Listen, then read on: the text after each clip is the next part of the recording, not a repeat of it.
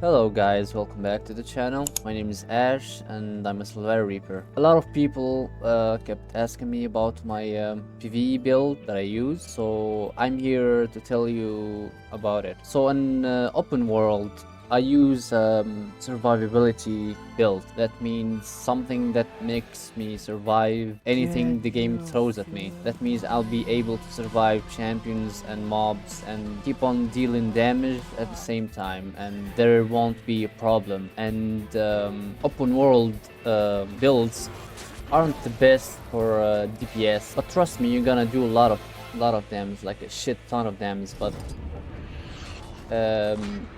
it won't be the same damage you do in a raid, for example, with all the buffs in the game you have, and you relying on your healer to heal you and keep you on full health, while all you have to do is pump up damage. In open world, you need to survive and do damage at the same time. That means you're gonna need both survivability and damage options that you have. So I won't give you a certain build to use, but I'll teach you how to customize your own build with some tips about the Reaper. Let's start with the skills. 90% of time I use these skills. They're good for me. They have everything I need. For example, you're all weaklings. It is Reaper Shout. It's a AoE skill, and it gives the weakness to the enemies, and it gives you might, and at the same time it's a stun break, and whenever you're stunned or like knocked down, you can get out of it. Rise. This skill is actually really good and it's very underrated. So when you use Rise against mobs, it applies a debuff to them, and they start absorbing damage for you. 33% of damage from those mobs attacking you while they're attacking the mobs, and at the same time 100% damage boost. So that's why you see me fighting a lot of monsters without dying. This is the reason. It's a really good skill for Reaper, especially if you wanna go in open world and fight a lot of mobs. This is your best friend. Now let's get to Spectral Grasp. It's self-explanatory. It applies chill and give you life force, which is good for your death shroud, Reaper shroud, and it pulls mobs. This is the best skill for a Reaper, like makes mobs in melee range.